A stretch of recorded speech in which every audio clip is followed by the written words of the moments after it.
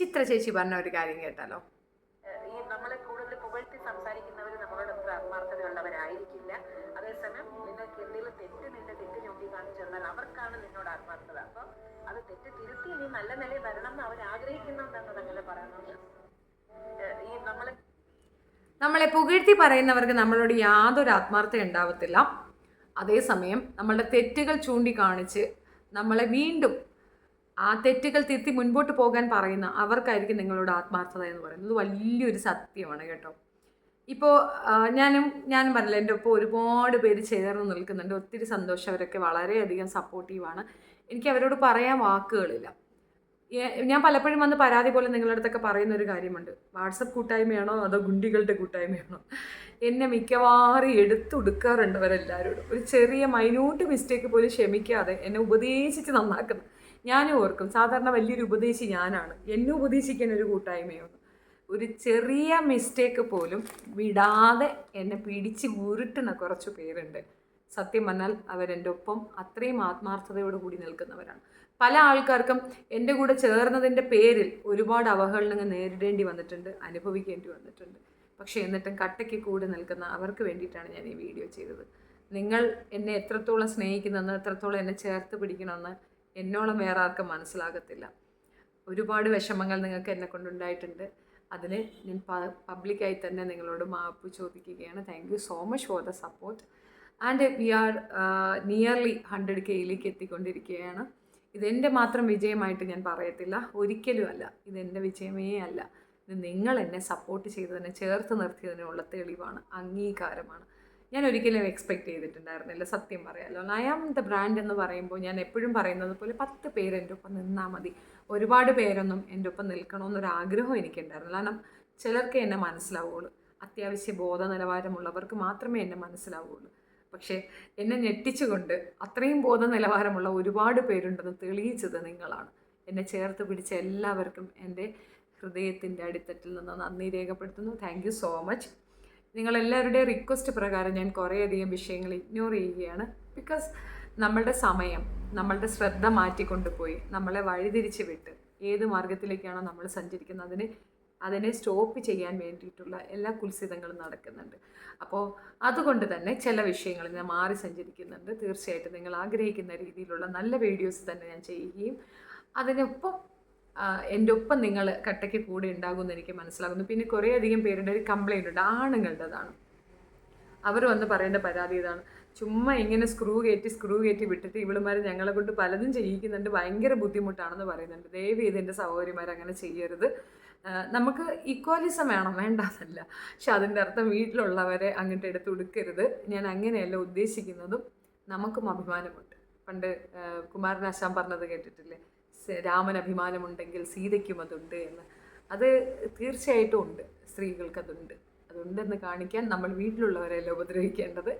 നമ്മളുടെ അഭിമാനം, നമ്മളുടെ അവകാശം, നമ്മളുടെ അസ്തിത്വം, അതിനെ വെല്ലുവിളിക്കുന്ന എന്ത് വന്നാലും തർക്കബുദ്ധിയോട് പറയുക, അല്ലാതെ ചുമ്മാതിരിക്കുന്ന ആളിനെ കൊണ്ട് ഉപദ്രവിക്കരുത്. പിന്നെ പലരും ഗ്രേറ്റ്ഫുള്ളായിട്ട് പറയുന്ന ഒരു കാര്യം ചായ ഇടുന്ന കാര്യമാണ്. എൻ്റെ കുഞ്ഞുങ്ങളെ ഞാനത് പഠിപ്പിച്ചതിൻ്റെ കാരണം, എനിക്കൊരു വയ്യായ്മ വന്നാൽ, ഞാൻ നഷ്ടപ്പെട്ടു പോയാൽ അവർക്ക് വിഷമം തോന്നരുത്. ഓഫ്കോഴ്സ് വിഷമം ഉണ്ടാകും, ആ വിഷമമല്ല. ഇത്രയും ഒന്നും പഠിപ്പിക്കാതെ ഒന്നും ആക്കാതെ ഞാൻ എങ്ങോട്ടെങ്കിലും പോയാൽ നമ്മൾ എന്തിനാണ് കുഞ്ഞുങ്ങളെ പ്രിപ്പയർ ചെയ്യുന്നത്? എന്തുകൊണ്ട് നമ്മൾ കുട്ടികളെ അടിച്ച് മത്സരിപ്പിച്ച് പഠിപ്പിച്ച് പറഞ്ഞ് മനസ്സിലാക്കി കൊടുത്ത് നമ്മൾ എന്തിനാണ് അവരെ കൊണ്ട് അത് ചെയ്യിക്കുന്നത്? അവർക്കും അവരുടെ അടുത്ത തലമുറയ്ക്ക് ഇരുന്നുണ്ണാൻ വേണ്ടിയിട്ടല്ലേ, അവരുടെ ജീവിതം നല്ല രീതിയിൽ പോകാൻ വേണ്ടിയിട്ടല്ലേ, അവരുടെ കരിയർ നന്നാകാൻ വേണ്ടിയിട്ടല്ലേ നമ്മൾ കുഞ്ഞുങ്ങളെ പഠിപ്പിക്കുന്നത്. മെനക്കെട്ട് എത്രയോ ബുദ്ധിമുട്ടി വെളുപ്പാൻ കാലത്തൊക്കെ എഴുന്നേറ്റ് ചോറും കറിയും കെട്ടിക്കൊടുത്ത് ഒരുക്കി നമ്മൾ സ്കൂളിലേക്ക് കുട്ടികളെ വിടുന്നത് എന്തിനാണ്? അവരുടെ കരിയർ നന്നാകാൻ വേണ്ടിയിട്ടാണ്. അതുപോലെ ഒരു രീതി തന്നെയാണ് സർവൈവൽ സ്കിൽസും. നമ്മളത് പറഞ്ഞു കൊടുക്കണം. ഓരോ വീട്ടുകാരും ആൺ പെൺ വ്യത്യാസമില്ലാതെ കുഞ്ഞുങ്ങൾക്ക് ഭക്ഷണം ഉണ്ടാക്കാൻ പറഞ്ഞു കൊടുക്കുക തന്നെ വേണം. ഈ ചില അമ്മമാർ പെൺകുട്ടികളെ എടുത്ത് പോലും പറയും, എൻ്റെ മോൾക്കൊന്നും ഉണ്ടാക്കാനറിയാം. അതൊരു ക്രെഡിറ്റ് അല്ല, ഒരിക്കലും അതൊരു ക്രെഡിറ്റ് അല്ല, അതൊരു പരാജയമാണ്. നാളെ എവിടെയെങ്കിലും പോയി ഒറ്റപ്പെട്ടു പോയാൽ റിക്കവർ ചെയ്യാൻ ആ കുട്ടിക്ക് അറിഞ്ഞിരിക്കണം. ചില ഇൻസൾട്ട് അത് നമ്മൾ വീട്ടിൽ നിന്ന് തന്നെ കൊടുക്കണം. അപ്പോൾ പുറത്തുനിന്ന് ഒരാൾ ഇൻസൾട്ട് ചെയ്യുമ്പോൾ അത് ഓവർകം ചെയ്യാനുള്ള മൈൻഡ് സെറ്റ് ഉണ്ടാവും. ഇപ്പോഴത്തെ കാലത്തെ കുട്ടികൾ എന്താണ്, ബ്രോയിലർ ചിക്കൻ പോലെ ആകുന്നത്. ഒന്ന് ഞോണ്ടിയാൽ തന്നെ അവർ അപ്സെറ്റ് ആവും, സൂയിസൈഡ് ചെയ്യുന്നു, അല്ലെങ്കിൽ തോന്നിവാസം കാണിക്കുന്നു. ഇങ്ങനെയൊക്കെ എന്തുകൊണ്ട് വരണം എന്ന് പറഞ്ഞാൽ പാമ്പറിങ്ങിൻ്റെ ലെവൽ കൂടിയിട്ടാണ്. പാമ്പറിങ് ചെയ്യണം. പക്ഷേ കർശനമായി പറയേണ്ട സമയത്ത് നമ്മൾ പറയേണ്ട കാര്യങ്ങൾ പറയണം, വേണ്ടേ? അത് വേണം. അപ്പോൾ അത്തരത്തിലുള്ള ചെറിയ ചെറിയ കാര്യങ്ങൾ ചെയ്യുക, ശ്രദ്ധിക്കുക എന്നതിനപ്പുറം എൻ്റെ ഒപ്പം കൂടിയ പെൺകുട്ടികൾ എല്ലാവരും കൂടെ ചേർന്ന് അവരുടെ വീട്ടിലെ ആണുങ്ങളെ യുദ്ധം പിടിക്കേണ്ട, അങ്ങനെയല്ല ചെയ്യേണ്ടത്. നമ്മുടെ അവകാശം ഇതാണ്. ആ അവകാശങ്ങൾ നമ്മൾ പറയാൻ ശക്തരാവുക. എപ്പോഴാണ് നമുക്ക് നമ്മളുടെ അവകാശങ്ങൾ ചോദിക്കാനുള്ള അധികാരമുണ്ടാകുന്നത്? നമ്മൾ സ്വയം പര്യാപ്തരാകും. ആകുന്നത് ചെയ്യുക. എല്ലാവരുടെ ഉള്ളിലുമുണ്ട് കഴിവുള്ളൊരു സ്ത്രീ. എല്ലാ പെൺകുട്ടികളുടെ ഉള്ളിലുമുണ്ട്, എല്ലാ മനുഷ്യരുടെ ഉള്ളിലുമുണ്ട്. സ്ത്രീകൾക്കത് മനസ്സിലാകത്തില്ല. കാരണം അവർ ജനിച്ച് വീണ സമയം തൊട്ട് അവരെ ഒരു കാറ്റഗറി ആക്കി ഒതുക്കി വെക്കും. എന്നിട്ട് അവരോട് പറയും, നീ ഇതൊക്കെ ചെയ്താൽ മതി. ഇപ്പം കുറച്ചൊന്ന് വല്ലാത്തൊരു രീതിയിൽ പോയി ഒന്ന് ഇരുന്ന് കഴിഞ്ഞാൽ പറയും, ആ തുണിയൊക്കെ പൊക്കി വെച്ചിട്ടിരിക്കുന്നു, നീ അങ്ങനെ ഇരിക്കാൻ വേണ്ടി, പെൺകുട്ടിയല്ലേ, മരത്തിൽ കയറിയ പെൺകുട്ടികൾ ഇങ്ങനെ മരം കയറാൻ പാടുണ്ടോ? ഇങ്ങനെ കുറേ കാര്യങ്ങൾ പറയും. സത്യത്തിൽ ലൈഫിൽ ഏറ്റവും കൂടുതൽ എക്സ്പ്ലോർ ചെയ്യേണ്ട ഒരുപാട് മേഖലകളുണ്ട്. പക്ഷെ അതൊന്നും നമുക്ക് നിഷേധിക്കുന്ന ഒരു രീതിയുണ്ട്. എൻ്റെ റീസൺ നമ്മൾ പെൺകുട്ടികളാണ് എന്നുള്ളതാണ്. അത്തരക്കാർക്ക് വേണ്ടിയിട്ട് ഒരു വിചിന്തനം ഉണ്ടാകട്ടെ എന്ന് പറഞ്ഞ് പറയുന്നു എന്നതിനപ്പുറം ഞാൻ പെൺകുട്ടികളെ നേർവഴിക്ക് നടത്താൻ ആഗ്രഹിക്കുന്നവരാണ്. നേർവഴി ചീത്ത വഴി എന്നൊന്നും എനിക്കറിയത്തില്ല. പക്ഷേ പെൺകുട്ടികൾക്ക് ചില ലിമിറ്റേഷൻസ് ഉണ്ട്, അത് ഞാൻ അംഗീകരിക്കുന്നു. പക്ഷേ അവരെ അതിൻ്റെ പേരിൽ, ആ ഒരു വിഷയത്തിൻ്റെ പേരിൽ ഒറ്റപ്പെടുത്തുന്നതും കീർത്തനമായി പറയുന്നതും എനിക്ക് ഒരിക്കലും ഇഷ്ടപ്പെടാനോ ഉൾക്കൊള്ളാനോ പറ്റാത്തത് കൊണ്ടാണ് ഞാൻ അവരെ അങ്ങനെ ബൂസ്റ്റ് ചെയ്യുന്നത്. പിന്നെ ഒരേ വീട്ടിൽ നടക്കുന്ന സംഭവങ്ങൾ പലർക്കും മനസ്സിലാവാത്തൊരു കാര്യമാണ്, നമ്മുടെ കുടുംബത്തിലൊക്കെ നടക്കുന്ന ഒരു കാര്യമാണ്. ഒരു ഫിനാൻഷ്യൽ ഇഷ്യൂ വന്നു കഴിഞ്ഞാൽ ഹസ്ബൻഡ് സൂയിസൈഡ് ചെയ്യും, അല്ലെങ്കിൽ ആകെ തകർന്നു കുത്തിയിരിക്കുന്ന കാണാം, ഇടിയും കൊള്ളും കടമൊക്കെ വാങ്ങിയവരെടുത്തുനിന്ന്. അതേസമയം രണ്ടുപേരും ഈക്വലി വീട്ടിലുള്ള എക്സ്പെൻസ് മീറ്റ് ചെയ്യാൻ തയ്യാറാവുകയാണെങ്കിൽ അവിടെ ഉണ്ടാകുന്ന ഒരു കംഫർട്ട് സോൺ നിങ്ങളൊന്ന് ആലോചിച്ച് നോക്കൂ. 200 രൂപയോ 500 രൂപയൊക്കെ കൊടുത്തു കഴിഞ്ഞാൽ ഒരു സ്ത്രീ വീട്ടിൽ വരും, ക്ലീനിങ് ഒക്കെ നടത്തിയിട്ട് പോകും. അതുകൊണ്ട് രണ്ടാണ് ലാഭം. അവരുടെ കുടുംബവും ഒരു വരുമാന മാർഗത്തിലെത്തും, നമുക്കും അതൊരു ഹെൽപ്ഫുള്ളായിരിക്കും. ഒരുപക്ഷെ നിങ്ങളുടെ ഭാര്യ എഡ്യൂക്കേറ്റഡ് ആണ്, നന്നായി ജോലി ചെയ്യാൻ കഴിയുന്ന ഒരു സ്ത്രീയാണെന്നുണ്ടെങ്കിൽ അവർക്ക് പുറത്തു പോയി ഇതിനേക്കാൾ കൂടുതൽ ശമ്പളം കൊണ്ടുവരാമെങ്കിൽ അതിൻ്റെ ഒരു തുക ആ പെൺകുട്ടിക്ക് കൊടുത്താൽ അതുകൊണ്ടുണ്ടാകുന്ന ലാഭം നിങ്ങൾക്ക് തന്നെയല്ലേ? രണ്ടുപേരും ഇൻഡിപെൻഡൻ്റ് ആയിരിക്കില്ലേ? രണ്ടുപേരും ചേർന്ന് ഒന്നിച്ച് നിന്ന് അത് നടത്തിക്കൂടെ? അല്ല വീട്ടിലൊരു അടിമ തന്നെ വേണമെന്ന് നിങ്ങൾ നിർബന്ധം പിടിക്കുന്നത് എന്തിനാണ്? കുട്ടികളെ ഒരു പരിധി വരെ, അതൊരു 3 വയസ്സ് 4 വയസ്സ് വരെ വളർത്താൻ നമ്മളുടെ സാന്നിധ്യം അവർക്ക് വേണം. പക്ഷേ ഇതിനേക്കാൾ മുൻപും ഒരുപാട് ആൾക്കാർ ഇവിടെ ജീവിച്ചിരുന്നു. കൂട്ടുകുടുംബ സമ്പ്രദായത്തിൽ നമ്മുടെ കുഞ്ഞുങ്ങളെ നോക്കാൻ നമ്മുടെ പേരൻസ് ഉണ്ടായിരുന്നു. അതൊരു വലിയ സൗഭാഗ്യമായിരുന്നു. ഇന്ന് നമ്മൾ പേരൻസിനെ അകറ്റി നിർത്തുകയാണ്, ന്യൂക്ലിയർ കുടുംബത്തിലേക്ക് എത്തുകയാണ്. എന്തുകൊണ്ടാണ്? ചില വിട്ടുവീഴ്ചകൾ നമ്മളെ കൊണ്ട് സാധിക്കില്ല. ചില വിട്ടുവീഴ്ചകൾ നമ്മൾ ചിലയിടങ്ങളിൽ ചെയ്തേ മതിയാവും. ജനറേഷൻ ഗ്യാപ്പ് എല്ലായിടത്തും ഉണ്ടാകും. പേരൻസിന് ഒരു ജനറേഷൻ വേരിയേഷൻ ഉണ്ട്, അത് തീർച്ചയായിട്ടും ഉണ്ട്. ഇപ്പോൾ എനിക്ക് എൻ്റെ ബോധ നിലവാരമോ എൻ്റെ ചിന്താധാരയോ ഒന്നുമല്ല എൻ്റെ മക്കൾക്കുള്ളത്. കാരണം ഞാൻ ജനിച്ച് വളർന്ന ടേമേ അല്ല അവർ ജനിച്ച് വളർന്നിട്ടുള്ളത്. അപ്പോൾ അവർക്ക് ആ വ്യത്യാസമുണ്ടെന്ന് ഞാൻ മനസ്സിലാക്കുന്നിടത്ത് കോംപ്രമൈസ് ചെയ്ത് ആ ജീവിതം മുൻപോട്ട് പോകും. അതേസമയം അവരുടെ ഇത് കണ്ടിട്ട് ഇതൊന്നും ഞങ്ങളുടെ ഇതിലില്ല. പലരും പറയുന്ന കമൻസിൽ ഒരു എക്സ്പ്ലനേഷൻ പറയാം. ചെരുപ്പ്, ഇപ്പോൾ എനിക്ക് ഒരു 4 ജോഡി ചെരുപ്പെങ്കിലും ഇപ്പോഴുണ്ട്. എൻ്റെ ചെറുപ്പകാലത്ത് എനിക്ക് ഒരു ജോഡിയേ ഉണ്ടായിരുന്നുള്ളൂ. വീട്ടിലിടാൻ ഒരു സ്ലിപ്പർ ഉണ്ട്, അത് തേഞ്ഞ് അതിൻ്റെ റബ്ബർ കാണുന്നിടം വരെ തേഞ്ഞാലും പിന്നെ ഒരെണ്ണം കിട്ടത്തില്ല. ഇത്രയും കഷ്ടപ്പാടാണ്.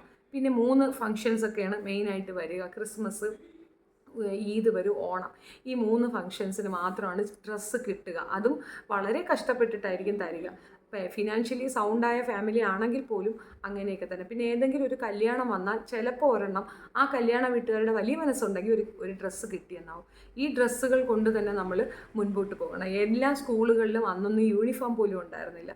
യൂണിഫോം കിട്ടിയിരുന്നെങ്കിൽ എന്ന് ഭയങ്കര ആഗ്രഹിച്ചിരുന്ന ഒരു കാലഘട്ടം ഉണ്ടായിരുന്നു. യൂണിഫോം ആയിരുന്നെങ്കിൽ പിന്നെ യൂണിഫോം അല്ലേ, മറ്റുള്ളവർ കളർ ഡ്രസ്സ് ഇട്ട് വരുമ്പോൾ നമുക്ക് കാണിക്കാൻ കളർ ഡ്രസ്സ് ഇല്ലാത്ത ഒരവസ്ഥയുണ്ടായിരുന്നു. 4 അറ്റം കൂട്ടിമുട്ടിക്കാൻ പേരൻസ് കിടന്ന് ഓടുന്നത് കണ്ണാലെ കണ്ട് വളർന്ന സ്ത്രീയാണ് ഞാൻ. അപ്പോൾ എനിക്ക് ആ വിഷമം അറിയാം. അതേ സെയിം അവസ്ഥയിൽ കൂടെ ഞാനും പോകുമ്പോൾ മക്കൾക്കത് പഠിപ്പിച്ചു കൊടുക്കണമെന്നൊരു പാഠം ഞാൻ എൻ്റെ ചെറിയ പ്രായത്തിൽ പഠിച്ചിട്ടുണ്ടായിരുന്നു. അതുകൊണ്ട് തന്നെ ഞാനത് കൃത്യമായി കുട്ടികളെ മനസ്സിലാക്കിച്ചിട്ട് തന്നെയാണ് മുൻപോട്ട് കൊണ്ടുപോകുന്നത്. അത് എല്ലാവരും ചെയ്യുക എന്നുള്ളതാണ്. ഇപ്പോൾ ഈ വീഡിയോ ചെയ്യാനുണ്ടായ കാരണം എന്തെന്ന് ഒരുപാട് പേര് ചോദിച്ചതായിരുന്നു, എങ്ങനെയാണ് നിങ്ങൾ ഫിനാൻഷ്യൽ മാനേജ്മെൻറ്റ് എങ്ങനെയാണെന്ന് ചോദിച്ചു. ഇപ്പോൾ എനിക്കൊരു 5000 രൂപയാണ് എൻ്റെ വരുമാനമെങ്കിൽ ഞാനൊരു 3000 എൻ്റെ ചിലവുകൾ ഒതുക്കും. ഏറ്റവും കുറഞ്ഞ രീതിയിൽ എങ്ങനെ ചിലവാക്കാമെന്നുള്ളൊരു റിസർച്ച് തന്നെ നടത്താറുണ്ട്. അപ്പോൾ അതൊരു കുറവായിട്ടൊന്നും ചിന്തിക്കേണ്ട. പലയിടങ്ങളിലും ചെല്ലുമ്പോൾ മെയിനായിട്ടുള്ളൊരു ഇഷ്യൂ എന്ന് പറഞ്ഞാൽ ജുവൽസിനെ പറ്റിയിട്ടാണ് പലർക്കും ഒരു ഇത്. എന്ത് സ്വർണ്ണമില്ല അതില്ലെന്ന്. ഞാനിത് ചെറിയ പ്രായത്തിലേ ഞാൻ ശീലിച്ചൊരു ശീലമാണ്. എത്ര തന്നെ ഉണ്ടായെങ്കിലും ഞാൻ ചെറിയൊരു നൂല് പോലത്തെ മാലയെ കഴുത്തിലിടുകയുള്ളായിരുന്നു. അപ്പോൾ അത് ഇല്ലായ്മ വന്നാലും അത് ആർക്കും ഐഡൻറ്റിഫൈ ചെയ്യാൻ പറ്റാത്തൊരവസ്ഥയുണ്ട്. ചോദ്യങ്ങൾ വളരെ ക്രൂവലാണ്. ചില ചോദ്യങ്ങൾ സഹിക്കാൻ പറ്റുന്ന ചോദ്യങ്ങളോ അല്ല. പക്ഷേ നമ്മളതിനെ നെഗ്ലക്റ്റ് ചെയ്ത് മുൻപോട്ട് പോകുമ്പോഴാണ് നമുക്ക് സക്സസ് ഉണ്ടാവുക. അപ്പോൾ ഇത് ഈ ഫിനാൻഷ്യൽ മാനേജ്മെൻറ്റിൻ്റെ ക്ലാസ് ആണോ എന്ന് ചോദിച്ചാൽ അല്ല എന്ന് ഞാൻ പറയും. പക്ഷേ ഞാൻ അങ്ങനെ ചെയ്തിട്ടുണ്ടെന്നാണ് പറയുന്നത്. ആൻഡ് ദ സെയിം ടൈം ഞാൻ നിങ്ങൾക്ക് വേണ്ടി അത് ചെയ്യുന്നതായിരിക്കും. പലരും എന്നോട് ആവശ്യപ്പെട്ട ഒരു വീഡിയോ ആണ്. അതുകൊണ്ട് മാത്രം ഞാൻ അതിന് വേണ്ടിയിട്ട് കുറച്ച് ഞാൻ ചെയ്യുന്ന കാര്യങ്ങളെ പറ്റിയിട്ടൊരു വീഡിയോ നിങ്ങൾക്ക് വേണ്ടി ചെയ്യുന്നതായിരിക്കും. Do support me. ആൻഡ് ഇപ്പോൾ ഇത് പറഞ്ഞത് തീർച്ചയായിട്ടും നമ്മൾ 100Kയിലേക്ക് വരുന്ന ഒരു സാഹചര്യത്തിൽ നമ്മൾ നേരിടുന്ന സൈബർ ആക്രമണവും അല്ലാതുള്ള ആക്രമണങ്ങൾക്ക് എതിരെ നമ്മളുടെ രീതി അല്ലെങ്കിൽ ഞാൻ എന്താണ് അതിനെതിരെ തീരുമാനിച്ചിരിക്കുന്നതെന്ന് പറയാൻ വേണ്ടി ചെയ്തതാണ് ഈ വീഡിയോ. തീർച്ചയായിട്ടും ഇഗ്നോറൻസ് ആണ് ഏറ്റവും നല്ലത്. നമ്മൾ മൈൻഡ് ചെയ്യാതിരുന്നാൽ അവരവരുടെ പാണി നോക്കി പോയിക്കോളും. ആൻഡ് ദെൻ നമുക്ക് വേണ്ടിയിട്ട് ഇപ്പം നമ്മളെ തെറ്റിക്കാനും എൻ്റെ കൂടെ നിൽക്കുന്നവരെ തിരുത്താനും മാറ്റാനും ഒക്കെ ശ്രമിക്കുന്നവർ, അങ്ങനെ കേട്ടു പോകുന്നവരെ ഞാനൊന്നും പറയത്തില്ല. അവർക്ക് പോകാം, ധാരാളമായി പോകാം. The door is always open for them. പക്ഷെ കൂടെ നിൽക്കുന്നവരെ ജീവൻ കൊടുത്തും സംരക്ഷിച്ചിരിക്കും, ചേർത്ത് നിർത്തും. ഞാൻ നിങ്ങൾക്കൊപ്പം തന്നെയാണ്. ആക്ച്വലി ഇത് നിർത്തി എത്രയോ കാലം മിണ്ടാതിരിക്കണമെന്ന് ഞാൻ ആഗ്രഹിച്ചിരുന്നിടത്ത് നിങ്ങൾക്ക് വേണ്ടിയിട്ട് ഞാൻ നിൽക്കണമെന്ന് പറയുന്നിടത്താണ് ഞാൻ ഈ വീഡിയോയും ഈ യൂട്യൂബ് ചാനലും കൊണ്ട് നിൽക്കുന്നത്. അപ്പോൾ നിങ്ങളുടെ സപ്പോർട്ട് എനിക്കുണ്ടാകും. എനിക്കറിയാം ആക്രമണങ്ങൾ ഉണ്ടാകും, പല രീതിയിൽ മോശം പറയും, തെളിവുകളില്ലാത്ത പല രീതിയിലിരുന്ന് കരയുന്ന പലരെയും നമ്മൾ കാണുന്നുണ്ട്. അവരവിടെ ഇരുന്ന് കരഞ്ഞോട്ടെ. ഇഗ്നോറൻസ് ആണ് ഏറ്റവും നല്ല മെഡിസിൻ എന്ന് എനിക്ക് തോന്നിയിട്ടുണ്ട്. സോ 100K ആകുമ്പോൾ വീണ്ടും ഇതുപോലൊരു വീഡിയോ ഞാൻ ചെയ്യുന്നതായിരിക്കും. തൽക്കാലം ഇത്രയുമേ ഉള്ളൂ. Thank you so much. നിങ്ങളുടെ സപ്പോർട്ടിന് വളരെ നന്ദി. ഞാൻ ഇപ്പോഴും വീണ്ടും പറയുന്നുണ്ട്, പൊന്നു സഹോദരിമാർ, ഭർത്താവിനെയും വീട്ടിലുള്ള ആണുങ്ങളെയും ഉപദ്രവിക്കരുത്. ഞാൻ അങ്ങനെ പറഞ്ഞിട്ടില്ല, അങ്ങനെയല്ല ഞാൻ പറഞ്ഞതിൻ്റെ ഉദ്ദേശം. വേണമെങ്കിൽ അതിനെപ്പറ്റി ഒരു എക്സ്പ്ലനേഷൻ തരാം, എന്താണ് ഞാൻ അർത്ഥമാക്കിയതെന്ന്. നമ്മുടെ റൈറ്റ്സ് അവർ ചവിട്ടി പിടിക്കുകയാണെങ്കിൽ ചോദ്യം ചെയ്യണം. അല്ലാത്ത പക്ഷം അങ്ങനത്തെ ചോദ്യം ചെയ്യലുകളൊന്നും വേണ്ട. തർക്കബുദ്ധിയോടുകൂടി നമ്മൾ മുൻപോട്ട് പോയാൽ ഒരിടത്തും എത്തത്തില്ല. പകരം അണ്ടർസ്റ്റാൻഡിംഗ് ആണ് ഒരു ലൈഫിൽ ഏറ്റവും ഇമ്പോർട്ടൻ്റ്. അത് ഏത് റിലേഷൻഷിപ്പിലും വേണ്ടത് അഡ്ജസ്റ്റ്മെൻ്റ് അല്ല, അണ്ടർസ്റ്റാൻഡിംഗ് ആണ്, മനസ്സിലാക്കൽ. അപ്പുറത്ത് നിൽക്കുന്ന ആളുടെ ക്വാളിറ്റി, അയാളുടെ സ്വഭാവത്തിലുള്ള വൈകൃതങ്ങൾ, ഇതൊക്കെ മനസ്സിലാക്കി മുൻപോട്ട് പോവുകയാണ് വേണ്ടത്. നമ്മളൊരു അമ്മയും കുഞ്ഞുമാണെങ്കിൽ മനസ്സിലാക്കും, കുഞ്ഞിന് കുറച്ച് കുസൃതിത്തരമുണ്ട്, കുഞ്ഞ് സ്വീറ്റ്നെസ്സും ഉണ്ട്. ഇത് മനസ്സിലാക്കുന്നത് എന്തുകൊണ്ടാണ്? നമ്മൾക്ക് അവരോടുള്ള അഗാധമായ സ്നേഹമാണ്. ഈ സ്നേഹമുണ്ടെങ്കിൽ എല്ലാം സോഫ്റ്റായി പോകും. സോ അങ്ങനെയൊന്നും പോവുക. നിങ്ങളുടെ അവകാശങ്ങളെ ചോദ്യം ചെയ്യുകയാണെങ്കിൽ നിങ്ങൾക്ക് തിരിച്ച് രണ്ട് കൊടുക്കാം. അല്ലാത്ത പക്ഷം ഇത് ഷെഫീന മാഡം പറഞ്ഞു അല്ലെങ്കിൽ ഷെഫീന പറഞ്ഞു എന്നാൽ ഞാനും അങ്ങോട്ട് തരട്ടെ, അത് വേണ്ട കേട്ടോ. Thank you so much.